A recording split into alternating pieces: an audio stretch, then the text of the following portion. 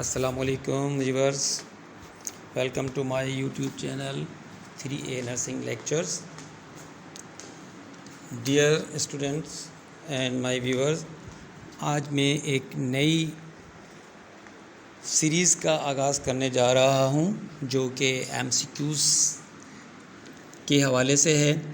ये MCQs जिनका ताल्लुक़ मेडिकल सर्जिकल नर्सिंग जो कि सेकेंड ईयर और थर्ड ईयर डिप्लोमा नर्सिंग का हिस्सा हैं, जबकि अडल्ट हेल्थ नर्सिंग का जो एक हमारा सब्जेक्ट है BS जेनरिक में यानी कि 4 ईयर डिग्री प्रोग्राम में, ये उसका भी हिस्सा हैं। और वो लोग जिन्होंने कि डिप्लोमा और स्पेशलिटी करने के बाद पोस्ट RN BSN कर रहे हैं, उनका एक सब्जेक्ट है SEN, उसका भी ये एक हिस्सा है। तो आज की जो वीडियो है इसमें हम जो टॉपिक्स कवर कर रहे हैं वो टॉपिक्स हमारे हैं appendicitis, cholecystitis, cholelithiasis, fistula in ano and fissure in ano. Dear viewers, मेरी कोशिश है कि इस वीडियो में ना सिर्फ ये कि आपको करेक्ट आंसर का मालूम हो, बल्कि इसके साथ साथ इसकी पिक्चर भी मैं आपके साथ शेयर कर रहा हूँ, ठीक है, ताकि साथ साथ आपको ये दोबारा से नोट्स में जाकर ना देखना पड़े, बल्कि यहीं आपका कॉन्सेप्ट क्लियर हो जाए। फ़र्दर इसमें कुछ इजाफी मालूमात भी मैं आपको दे रहा हूँ जो कि आपको हेल्प करेगी फ़र्दर इन टॉपिक्स की अंडरस्टैंडिंग में। तो चलें हम स्टार्ट करते हैं। Question number 1. When hepatic region is pressed by fingers, the patient cannot take deep breath. Is responses हैं A. rebound tenderness, B. McBurney's point tenderness, C. Murphy sign और D. none of the above. तो ये चूँकि hepatic reason के बारे में है, तो हेपेटिक रीजन में जो हमने स्टडी किया वो था हमारे पास मर्फी साइन, ठीक है। मर्फी साइन वो साइन है जिसमें कि अगर हम पल्पेशन के दौरान फिंगर से प्रेस करें एब्डोमेन को, ठीक है, तो उसमें क्या होता है कि पेशेंट जो है वो आसानी से ब्रीथ नहीं कर सकता।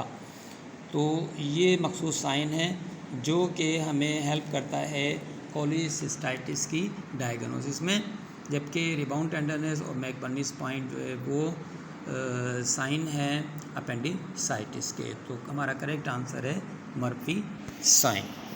Question number 2. It releases powerful digestive enzyme into the small intestine.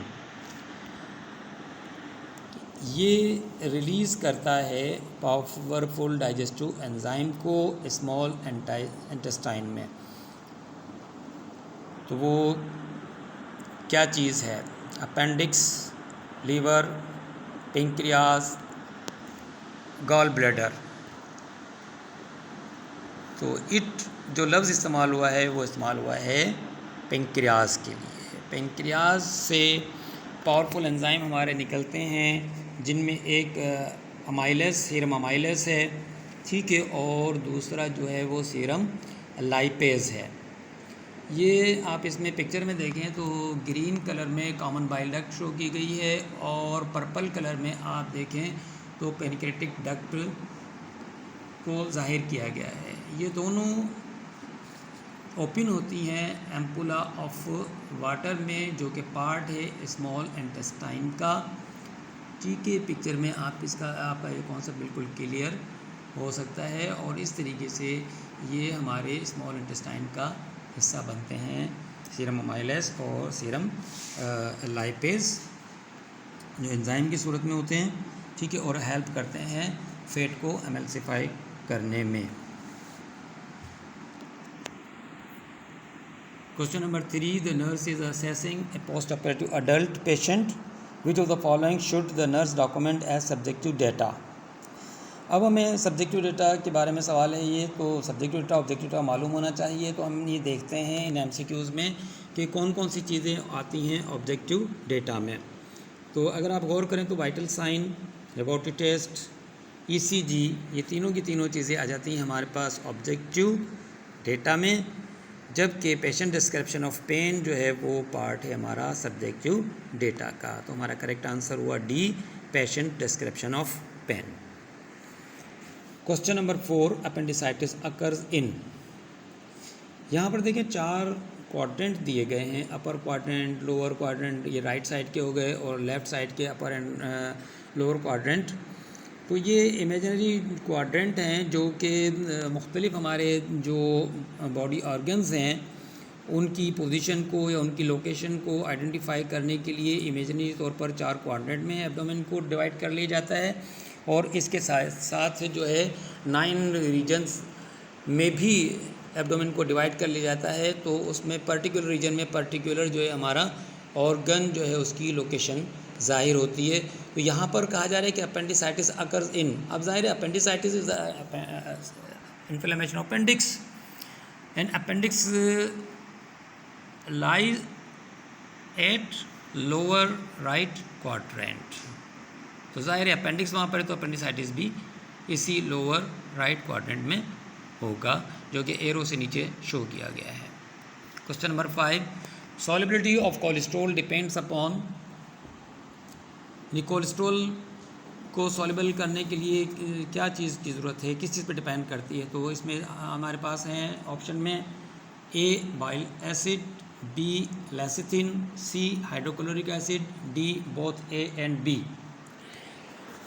तो कोलेस्टाइटिस जब आप पढ़ेंगे तो उसमें आपको 2 चीज़ें बाइल का हिस्सा बताई गई हैं, बाइल एसिड और लेसिथिन, जो कि सिंथेसाइज होते हैं लीवर में और स्टोर होते हैं गॉल ब्लैडर में, ठीक है। और वहाँ से ये मूव करते हैं as per need into the small intestine, और जो है ये सॉल्युबिलिटी में अपना किरदार अदा करते हैं कोलेस्ट्रॉल की।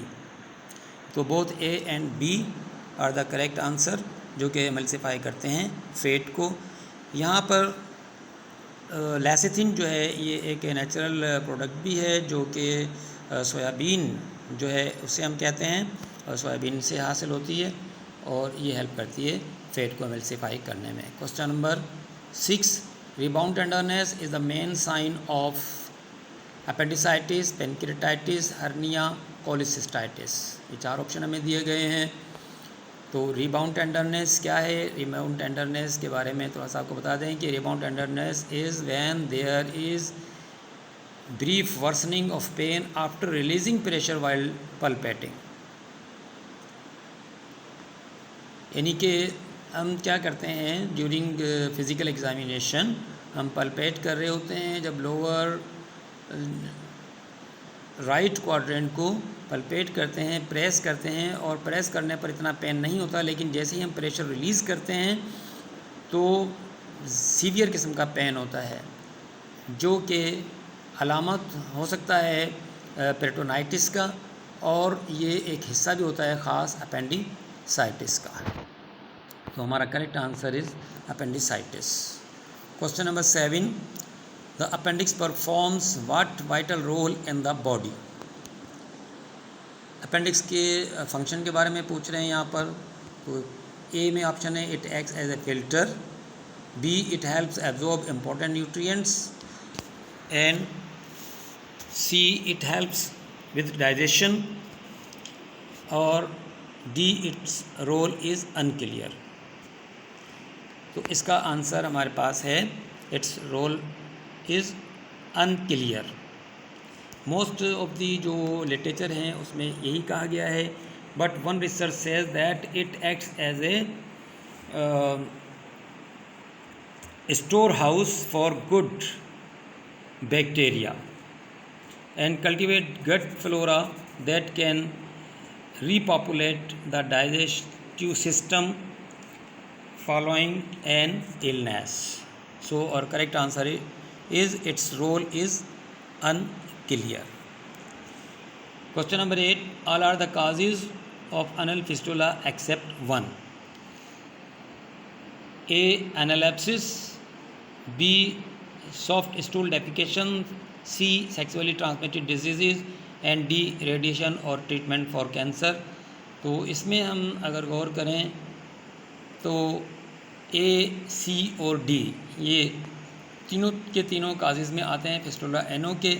लेकिन सॉफ्ट स्टूल डेफिकेशन जो है वो इसका काज नहीं है। तो हमारा करेक्ट आंसर है soft stool defecation.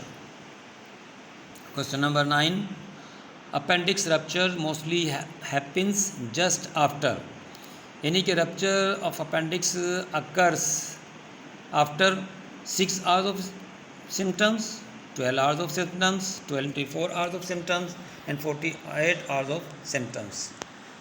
The correct answer is after 24 hours of symptoms. And book says that appendix rupture occurs in between 24 to 72 hours. So our right answer is 24 hours of symptoms. The first sign of appendicitis is hiccup, abdominal pain or discomfort, blood in the stool, which is also called melena, and constipation. तो इन तीनों में से हमारा जो जवाब नहीं है बल्कि हमारा करेक्ट आंसर है एब्डोमिनल पेन और डिस्कम्फर्ट, जो कि फर्स्ट साइन है अपेंडिसाइटिस का। Question number 11, a disease in which small pouches form in the large intestine and become inflamed, यानी कि एक बीमारी जिसमें कि स्मॉल पाउचेस जो है वो बन जाती हैं और लार्ज इंटेस्टाइन में और इन्फ्लेम्ड हो जाती हैं। तो इन स्मॉल पाउचेस को कहा जाता है डाइवर्टिकुलम, ठीक है। जबकि अल्सरेटिव कोलाइटिस जो है वो अल्सरेटिव कंडीशन है लार्ज इंटेस्टाइन की, इंटरनल पार्ट्स में अल्सरेशन हो जाती है। और डीसिस्टोलोटोमी लफ्ज़ इस्तेमाल किया है। Tomy is the treatment for fistula in which it is open, while another term which is also used fistulectomy in the treatment of fistula and ano। तो फिस्टुलेक्टोमी में क्या करते हैं कि फिस्टुला जो है उसको रिमूव कर दिया जाता है, जबकि फिस्टुलोटोमी में सिर्फ उसकी ओपनिंग की जाती है फॉर हीलिंग पर्पस। तो और इसके बाद चौथा लफ्ज़ हमारे पास जो रहता है जो कि सी में दिया हुआ है डायवर्टिकुलाइटिस, तो डायवर्टिकुलाइटिस डायवर्टिकुलम से रिलेट करता है। तो आइटिस जब आ जाता है उसका मतलब होता है इन्फ्लेमेशन। तो इस तरह से हमारा आंसर होगा डायवर्टिकुलाइटिस, जो कि स्मॉल पाउच की इन्फ्लेमेशन है। Question number 12, gall bladder releases bile into small intestine when body needs it to break down, यानी कि गॉल ब्लैडर रिलीज़ करता है स्मॉल इंटेस्टाइन में अपनी सीक्रेशंस को ब्रेक डाउन करने के लिए। कौन सी चीज़ को? कार्बोहाइड्रेट को, फैट्स को, प्रोटीन्स को, वाइटामिन्स को। तो इसका करेक्ट आंसर है फैट्स, क्योंकि फैट्स को एमल्सिफाई करना या उसको ब्रेक डाउन करना मुश्किल होता है। तो ये चूँकि पावरफुल सीक्रेशन होती है बाइल में अभी हमने इससे पहले भी एमसीक्यू में देखा कि बाइल एसिड और लेसिथिन दो इम्पोर्टेंट एंजाइम होते हैं जो कि फैट को एमल्सिफाई करते हैं।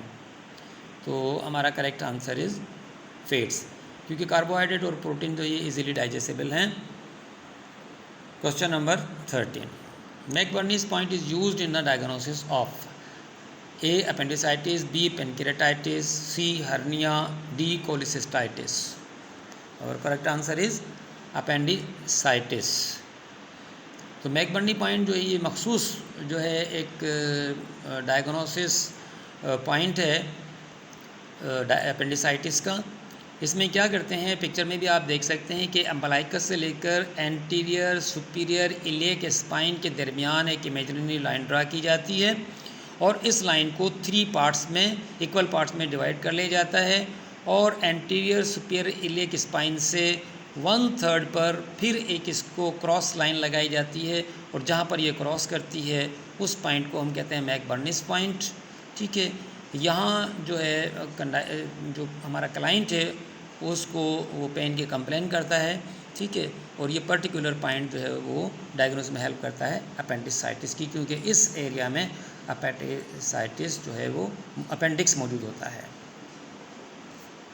Question number 14, all are investigations for cholecystitis except 1। यहाँ में 4 इसमें ऑप्शन दिए गए हैं, serum amylase, serum lipase, serum bilirubin, H pylori. तो यहाँ पर जो हमारा करेक्ट आंसर है वो है एच पायलोरी, क्योंकि ऊपर वाली जो तीनों इन्वेस्टिगेशंस हैं ये हमारी हेल्प करती हैं कोलिसिस्टाइटिस की डायग्नोस में, क्योंकि कोलिसिस्टाइटिस की सूरत में ये तमाम के तमाम जो है नॉर्मल लेवल से बढ़ जाती हैं। वैसे स्पेशली जो सीरम अमाइलेज और सीरम लाइपेज हैं, ये पेनक्रेटाइटिस अगर हो तो उसके लिए भी एक पर्टिकुलर इन्वेस्टिगेशंस हैं, जबकि सीरम बिलीरुबिन जो है वो हमारे लीवर फंक्शन टेस्ट का एक हिस्सा है। अगर ये बड़ी हो तो हमारा लीवर इसका मतलब सही काम नहीं कर रहा।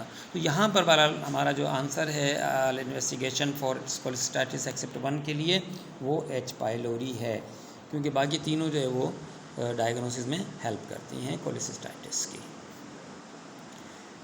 क्वेश्चन नंबर 15 इन कोलिसिस्टाइटिस एडवाइस डाइट, यानी कौन सी डाइट एडवाइस की जाए? High protein, high carbohydrate, low fat और ऑल ऑफ दी अबव। तो यहाँ पर हमारा जो करेक्ट आंसर है, सोच लिया होगा आपने? जी हाँ, हमारा करेक्ट आंसर है ऑल ऑफ दी अबव।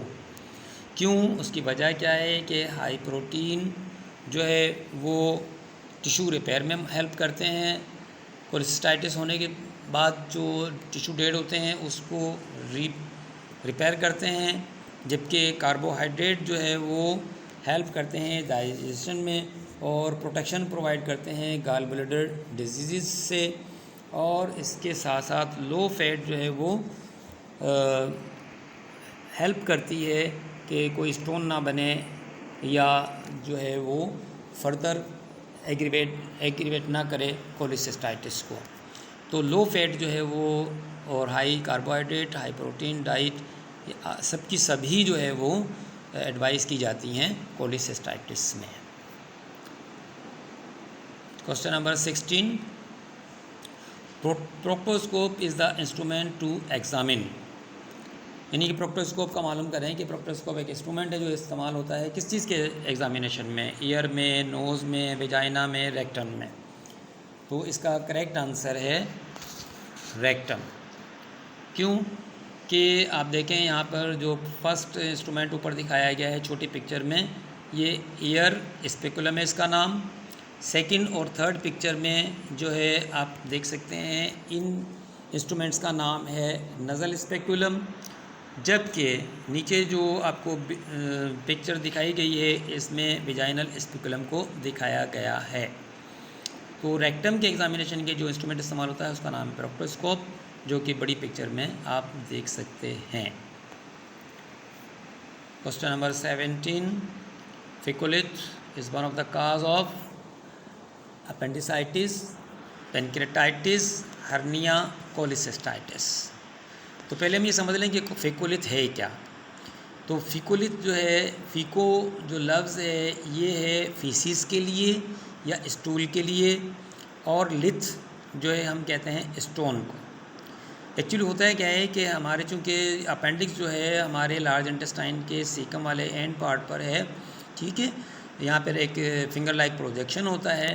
तो इसके जो आउटलेट है, ठीक है, जो कि आपको पिक्चर में अपेंडिकोलिथ एरो से शो किया गया है, इस जगह पर ये हमारे जो फीसिस हैं बहुत ज़्यादा हार्ड हो जाते हैं, बिल्कुल पत्थर की तरह हो जाते हैं, जिसकी वजह से क्या होता है कि इसकी आउटलेट रुक जाती है अपेंडिक्स की, और अपेंडिक्स में जो सिक्रेशन निकल रही होती हैं उनका रास्ता बंद हो जाता है इंटेस्टाइन में आने के लिए, तो ये जो है इन्फ्लेम हो जाती हैं।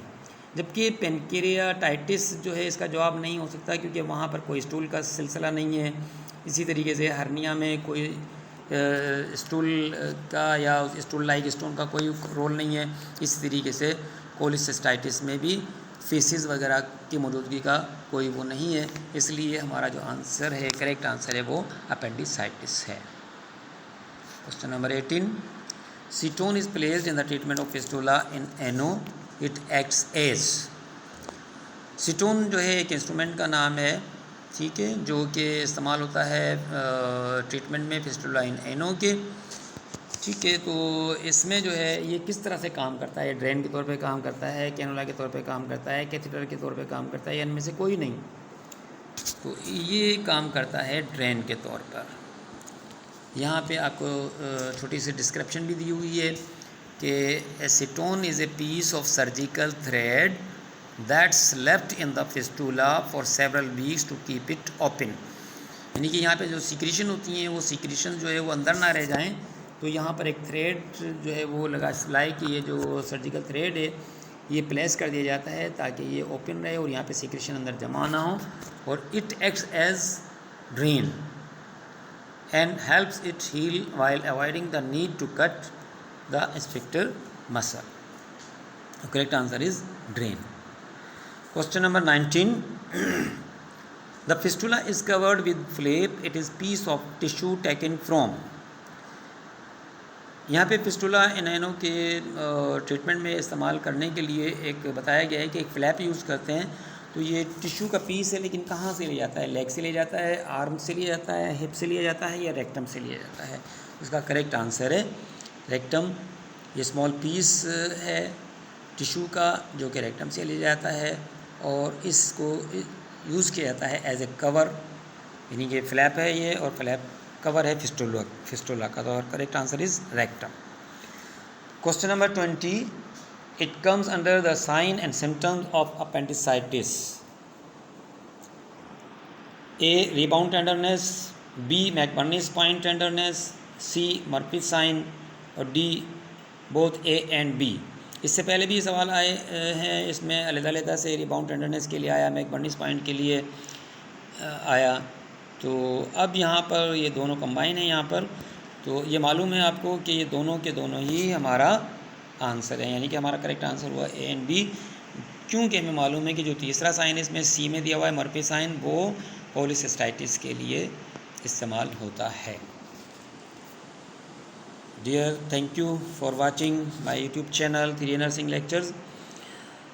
डियर स्टूडेंट्स एंड व्यूअर्स, ये रिक्वेस्ट है आपसे कि इस चैनल को आप लाइक करें, शेयर करें और सब्सक्राइब करें, अपने दूसरे फ्रेंड्स के साथ शेयर करें इसे और सब्सक्राइब करने के लिए कहें ताकि उन्हें भी इस तरह की एक यूज़फुल वीडियोस देखने को मिलें। नेक्स्ट वीडियो जो कि गैस्ट्रोइंटेस्टाइनल डिसऑर्डर के MCQs के बारे में होगी, उसके साथ दोबारा हाजिर होते हैं। तब तक के लिए अल्लाह हाफ़िज़।